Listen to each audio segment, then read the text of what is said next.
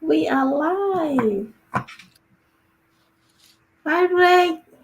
Hello, Sarah. Good afternoon. Good afternoon to you. Oh, you were coughing. Yeah, I got a bad chronic cough. Kind of bad right now. Oh, my. I hope you feel better soon. Hello, everyone.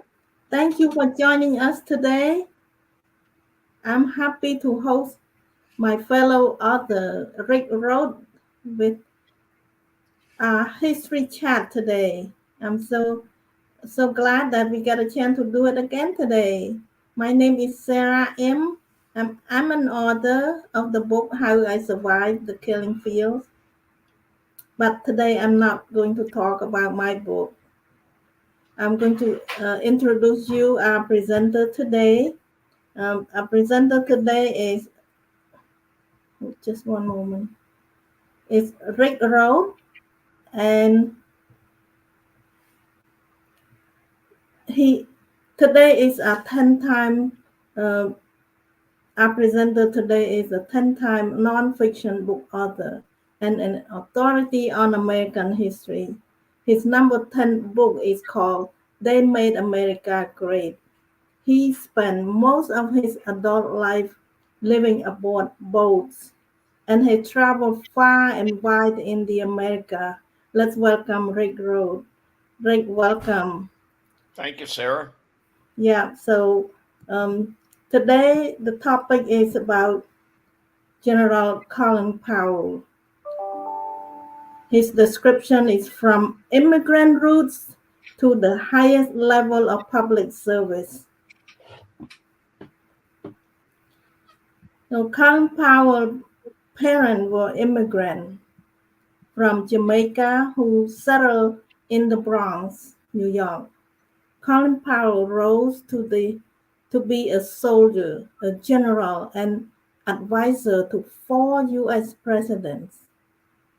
He also became our nation's foremost diplomat. His life example of public service done with incomparable integrity should inspire all of us. I can't wait to hear his story. And I Tell can't wait to tell it. tell us more, Rick. Okay, he served in the government at the highest levels. He served four presidents, real close to them, and he helped President Reagan bring a drowning White House back to shore. He was the chief operator for Desert Storm, or chief architect for Bush 41. He's a chairman of Joint Chief of Staff for Bill Clinton, and he was Secretary of State for Bush 43. He was a born negotiator, pragmatic and diplomatic. In total, he served 35 years in the military, and he largely shaped the post-war military. He was an avid newspaper reader, and he didn't believe anybody who didn't read a newspaper shouldn't be in public office. And he helped formulate the policies of two Republican presidents, Bush and Reagan. But he also revealed he voted for JFK, LBJ, Jimmy Carter, and growing up, he was a fan of Franklin Delano Roosevelt. And he's not said early on, he said, "I've not been able to see a fit in either one of the two existing political parties." He liked the image of political neutrality and thought that the Army gave that to him with his uniform. And he was described as a fiscal conservative, but with a social conscience. His father, in 1920, was born in Jamaica. In 1920, he came to New York and earned enough money to come there. And his mother also was from Jamaica, came to New York 3 years later, and they met in 1929 and married. He had an older sister. Colin Powell was born in 1937. Uh, he grew up in a racially integrated part of South Bronx, where folks from Eastern Europe, the Caribbean, China, and even Italy all mixed well together.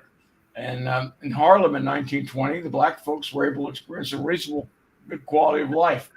He and his family liked calypso music. And as an early childhood, he developed a taste for automobiles, and that would be one of his hobbies later on through most of his life. His parents had neither finished high school, but they expected Colin Powell to go to college. And in 1954, he chose engineering at CCNY, or City College in New York. And he wouldn't, and he didn't like engineering, and he found it very difficult. Then he changed to geology, and he thought about dropping out, but he knew his parents would not stand for that. And then he noticed these people at CCNY wearing uniforms. They were ROTC cadets. He said, what's that all about? And so he inquired, and in no time at all, he was too wearing a ROTC uniform. And the first time he was getting A's in college was in ROTC. He joined a drill team with the Pershing Rifles, and by his junior year, he was commanding them. By his senior year, he was commanding the whole Corps of Cadets. And he went to ROTC summer camp at Fort Bragg in 1957. He was the best cadet in his company, and probably the second best in the entire camp. It was the first time he visited the South, and Jim Crow laws were, where black people had to take a second-class status, were pretty prevalent. But his father had warned him before him. Soon he was attending a second Ranger and Airborne schools right after he was commissioned. He went to the Army, and he figured if he could keep his nose clean for 20 years, he might be able to retire as a lieutenant colonel. He exceeded that, as we're going to get into. His first assignment was a platoon leader in Germany. He did very well. He did not like paperwork. He liked to be with troops. His second, that's good officers often have that trait. His second assignment was back in Massachusetts as a battalion adjutant, or battalion paper. The adjutant's kind of an administrator, paper pusher. That's where he met his wife. She was a speech pathologist from Birmingham, Alabama, Alma. And they got wed in 1962, just before his next assignment, Vietnam. And Alma was pregnant with their first child. And they had two more children. All three of their children were Michael, Linda, and Anna Maria. And when Colin was in Vietnam, his wife went back to be with her parents in Birmingham. Her father was a high school principal in Birmingham, and he knew of the horrible conditions going on for black people down there. He served as a military advisor in 62. There were only 11,000 such advisors. And in July 1963, he was on a patrol, and he stepped on a punji stick, which is a stick hidden in the ground, and it's splattered with excrement or something else to make it infection. And it pierced his boot and his foot. And it he was fine, got a Purple Heart for that. But it subsequently shortened his tour in Vietnam. And after that, in 1964, he attended the Advanced Officer School, the infantry school at Fort Benning, Georgia. He finished third out of 400. And he was recommended to stay on and be an instructor at Fort Benning. And in the South, going off the post, going off Fort Benning was bad news. And he became a civil rights supporter after he saw how blacks were really treated as worse than second-class citizens in the South. And in 1967, he was assigned to the Command and General Staff College. I heard him say, I really worked my butt on that. And he finished second out of 12,000 students. And he really worked hard. And then he goes back to Vietnam for a second tour in 1968. And he's a major, and he's a battalion executive officer. And the war had grown much larger to 500,000 troops, American troops. And the leader of the general in charge of the AmeriCal division, that was one of the big divisions there, General Geddes, learned that they had the number 2 guy at the Command and General Staff College working in the field.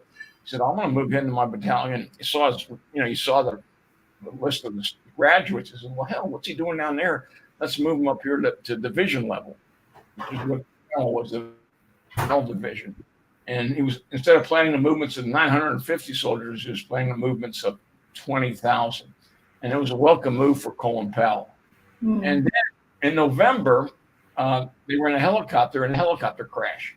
Colin got out of those smoldering wreckage with just a broken ankle, but there were 3 other people in the wreckage, including General Geddes. He got them all out, and one guy was really badly injured, and Colin Powell probably saved his life. And he got the soldier's medal for that. And he saw our effort in Vietnam, his first tour, as an effort to contain communism, but his second tour was something to be just endure it, basically, using his words. And he said Vietnam was not a failure of personnel, but a failure of institutions. And he knows some soldiers had ghosts in their closets from Vietnam, but he had none, nor would he watch any Vietnam movies that came in afterward. Afterward, he went to graduate school in Washington, D.C. at GW University. And he was one of the oldest students there at 32 years old. And one of his best friends was another military guy, also going for a master's degree. And he told him, Colin, you're wasting your life away by staying in the military. You can do much more, making much more money being a civilian. And Colin Powell, I guess he gave it a little thought. He said, no, I'm staying in the military. The military's treated me right, and I'm staying in. Then he got a White House fellowship while he was in the Washington area. And he was interviewed by Frank Carlucci. And Carlucci would be his mentor for many, many years to come. And he also got to understand the upper echelons of high command, as well military as well as civilian. And he met Carlucci and Caspar Weinberger, and he later served with Carlucci at Office of Management and Budget. After his first stint in D.C., he was assigned to South Korea for 1 year as a battalion commander. That's about 700 troops, or 400 troops, it says here. And racial tensions in Korea were high at the time, and that was a big issue. Black soldiers and white soldiers did not get along as well as they should have. And the general there, I met him once, Gunslinger Emerson, said, there ain't going to be no, he used an expletive, racism. I want it gone by 8 o'clock tomorrow morning. And Colin Powell really appreciated that attitude, and it kind of worked. And then he was back at the Washington, D.C. again at the National War College, which is the Army's equivalent to Harvard. And he got another early promotion to colonel. And he did real well then. And he was back at the field again with one of the brigade commanders of the 101st Airborne Division in Fort Campbell, Kentucky. And he never expressed any political leaning at this point in his life. But he did like the new president at that time, Jimmy Carter, who talked a lot about civil rights. Then it was back to D.C. working at the Pentagon, and it was promoted to brigadier general. And Carlucci and company wanted him to stay longer, but he realized he had to go to the field and command some troops if he wanted to get promoted again. And a brigadier general, he's a brigadier general at this time spot, opened up in Fort Carson, Colorado as assistant division commander. Now, the two-star general at Fort Carson, Colorado, General Hudacek, was a big screamer, and he much resented people from Washington or Washington generals. And Hudacek gave Colin Powell an evaluation that would end his career. And so Colin Powell started preparing himself for civilian life. But two fellow high-ranking generals very close to him, Army General Julius Becton, who was also a black man, said, this is baloney. We got to do something to save his career. And they did. They sent him to Fort Leavenworth, and he did very well there as in charge of that base and got his second star. And he wasn't able to get his field command, so he's back in Washington again. And then finally, he wants to go back to, he's a lieutenant general now, and he wants to go back to the field command in Germany. He got Caspar Weinberger's blessings to be in charge of all the troops there, 72,000 troops in Germany, and where it first began as a second lieutenant 30 years earlier. And he wanted to stay in Germany for a while. And again, he's taken out of his command again. He says, Carlucci approached him and said, I wouldn't ask you to give up the command if President Reagan didn't need you in Washington. Well, President Reagan had got himself in hot water with Iran and Contra. And Colin Powell was able to bail him out. And Reagan liked Colin Powell because he wasn't overzealous like a lot of generals might be, really like salute. And he, treated him like a normal human being. And he went to Washington to be the Deputy National Security Advisor. And he did overcome much of this disarray in Washington. And he became convinced an operative out of like Lieutenant Colonel Oliver North, who played outside the rules, was poison to any administration. He did not like him. After 2 years as National Security Advisor, President Bush now offered Colin Powell his choice of two jobs, either Deputy Director of Department of State or head of the CIA. But both of those jobs meant he would have to leave the Army. He didn't particularly care for Bush one using the Willie Horton ad and the way he campaigned against Michael Dukakis. So he turned those down and he went back. And he could give speeches now for $20,000 a pop. His Army take-home pay was barely $3,000 a month. But he was assured that, staying in the Army, the Army wanted him. He gave him a Fort Star in charge of what they call Forces Command in Atlanta, Georgia, FORSCOM. And that was very, not many 4-star generals do that. So he's doing that. And then he's called back from FORSCOM again, like he has been everywhere else, to be back in Washington. Bush wanted him back there. If the president wants me, I'll do my best. But I'm happy here in Atlanta, where FORSCOM was. At 52 years old, he was the youngest chief of staff of an African American, the first from an ROTC background. And then in August 1990, Saddam Hussein of Iraq invaded neighboring Kuwait with 80,000 troops. And 5 months later, unable to convince Saddam Hussein to leave Iraq, they planned an invasion. And National Security Advisor at that time, Brent Scowcroft, said, "You need all that many people to invade Iraq?" And Powell said, "Yes, we do. It's called the Powell. It would be called the Powell Doctrine." He believed that a sudden and decisive, sure-free matter was a way to minimize a loss of life, and that proves to be correct. The ground war in Iraq, the first Iraq war, was over in 100 hours after it began, and not even 100 combat casualties. And it was a resounding success, and it vindicated a lot of things at Vietnam. And Hussein was dislodged from Iraq. And Colin Powell did not like the barrage of attention he received after this. After that, Bush 41 was running for re-election. His vice president was Dan Quayle. And there was a move to draft Powell to be his vice president. And Powell said, "I plan to stay in this is at the convention. I plan to stay in my hotel room under the bed reading Army field manuals." He was not that interested. And then Bush was defeated by President Clinton in 1992.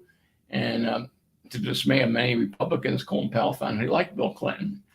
In the last 20 years of his military service, he spent only 5 in operational units and 15 years in Washington, D.C.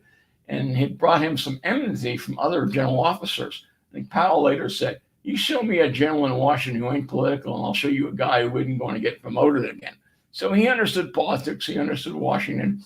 And he was there for a long time, but as a military man, he had overseen 28 crises and formed the Powell Doctrine, which is still used today, which is very, a smart thing to do. And he was forever grateful to the Army for the opportunities it gave him. On September 30th, 1993, Colin Powell retired from the Army after 34 years. After he retired, he liked to talk and hang around young people and believe young people should volunteer and help others. He founded America's Promise, a cooperation between business and government to help young people just do that. He told young black folks, "Don't let your blackness be a problem to you. If it's a problem to somebody else, that's their problem." He was aware of his place in history as a black American. And he did support civil rights, although other black leaders kind of railed him for not, doing more, especially being, in the Reagan and Bush administration, which were not that friendly to human rights. His hobby was working on old cars. In 2000, after President Clinton's 2 terms, he was again bandied about for U.S. president. His best friend, his closest friend in politics, you might remember the name, Richard Armitage, said, Armitage knew the underbelly of politics, and he said, "I don't know if you're a good fit for that." This is what Armitage told Colin Powell. To run for president, you have to have a bit of a mean streak in you, which Colin Powell did not have.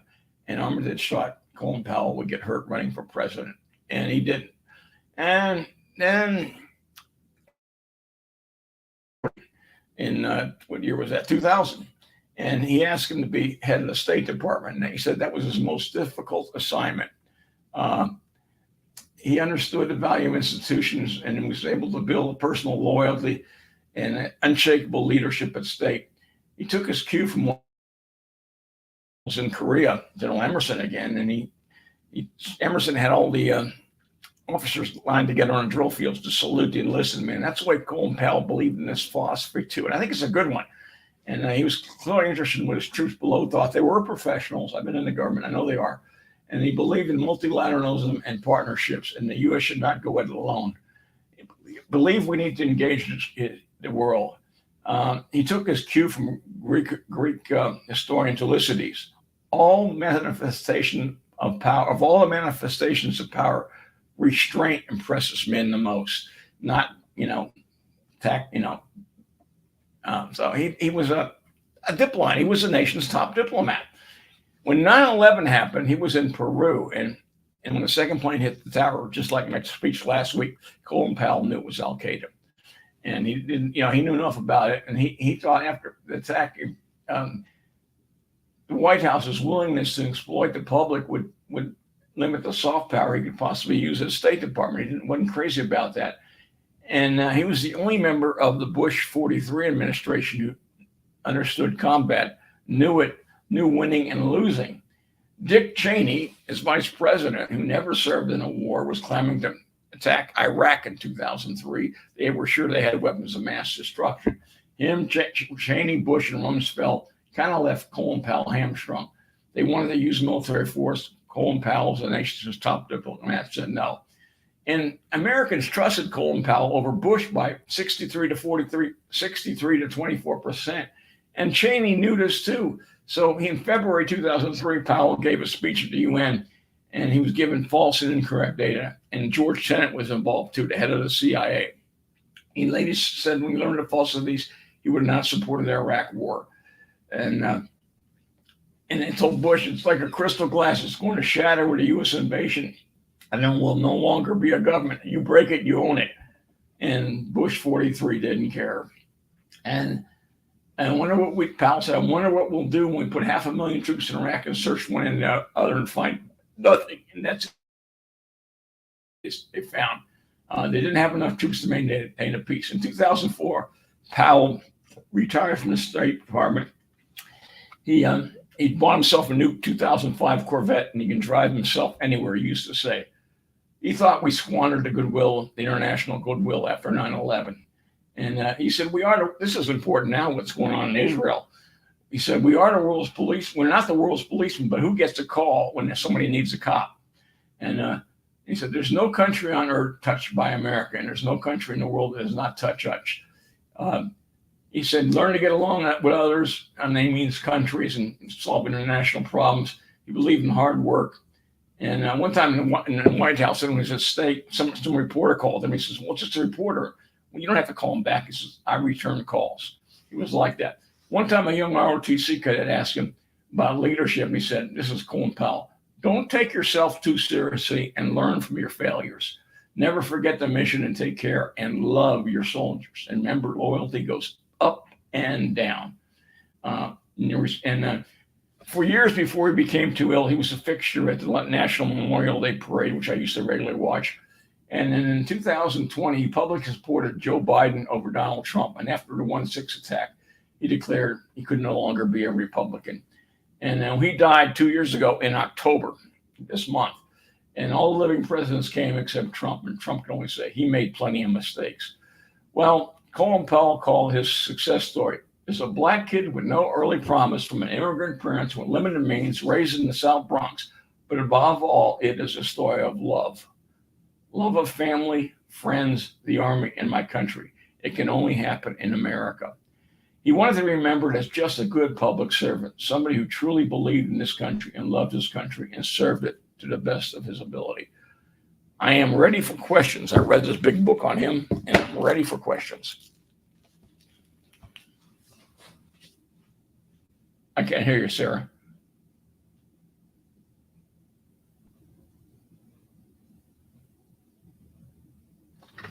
Okay, can you hear now? I hear you now. Okay, good. Thanks for letting me know. I mute myself. My first question for you, how did Colin Powell's political ideology change over time? Oh, it did. It did. He was a Democrat. He even voted as late as 1976. He voted for Jimmy Carter. And then he was in Republican administrations. And then he liked President Obama too. But at the end there, he went back to being a Democrat pretty much and not a Republican. Okay. And did you ever have an opportunity to meet Colin Powell? Oh, yes, I did. At Fort Campbell, Kentucky. I used to see him a couple of times a week, and I was very happy to salute him. He was a full bird colonel at the time, and he was never over the top. He returned my salute and very friendly. Many of the high-ranking officers there were real tough. He was just a real nice guy, not over the top. And then I heard him again in Tampa about 15 years ago, and he talked about his time at the State Department. And one time, he snuck out the back door of the State Department. And if you've ever been to Washington, the parking garage, they're full of Somalis. And he said, how the heck do they put all these cars in there and get them out? And he asked a Somali parking attendant. He said, "How do you do it?" He said, "Well, I'll tell you how we get them out. If they come in the morning and they say they got their nose up in the air, we put them way in the back. If they say hi and they're very friendly, we park them so we can get them out easy."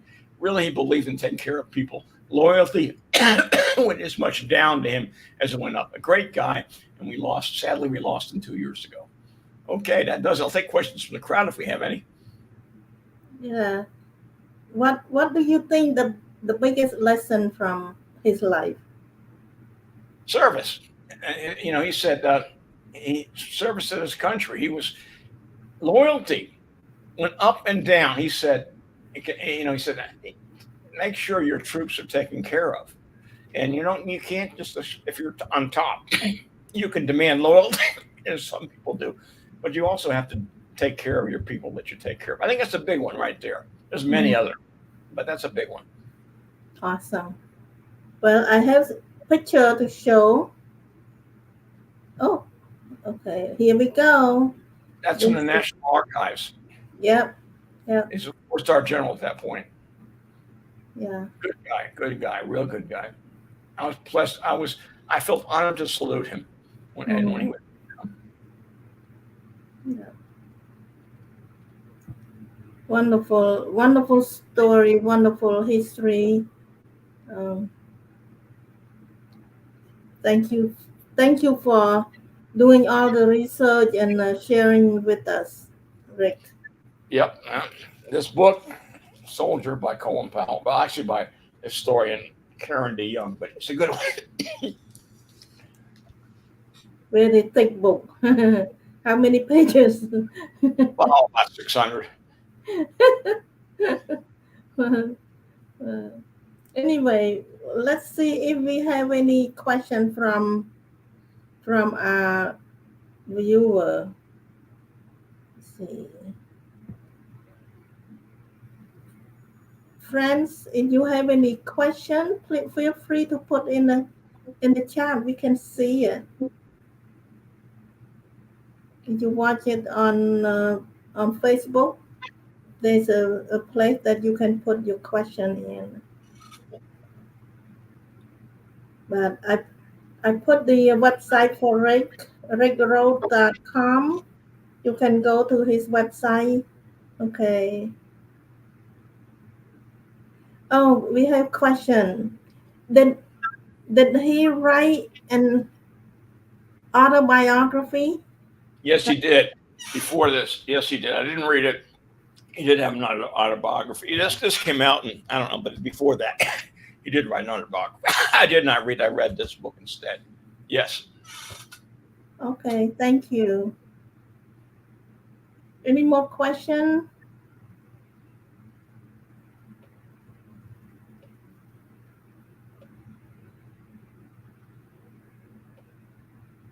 Hmm. Very, very impressive um, history.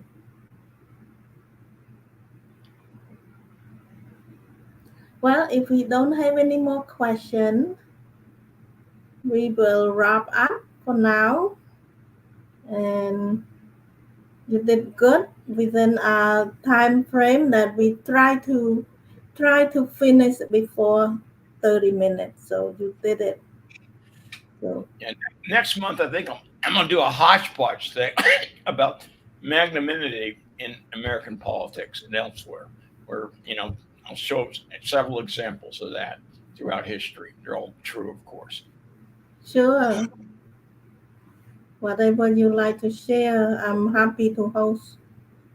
So audience, please come back next month. We always meet on the second Wednesday of the month. So what? I don't have a calendar in front of me. Um, it'll be the second Wednesday of the month. I think November. I think it's early next month, November 8th. November 8th. Yeah, that's right. November 8th is Wednesday. Okay. Good summary of his life. I worked for him on the JCS. Thanks for your research.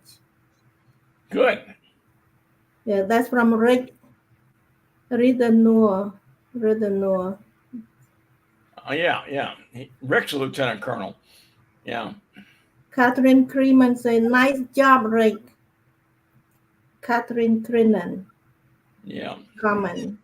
Thank you, Catherine. We appreciate you joining us. And Rick did a lot of work to show, to share, and it's encouraging that we have the audience. But there will be more people that watch the replay. Feel free to watch the replay again to remind of all the story. Wherever you watch, if you scroll down, you will see some of our previous show as well. But we appreciate you and tell more friend about it. And come by on the 8th, November 8th. We'll see you again.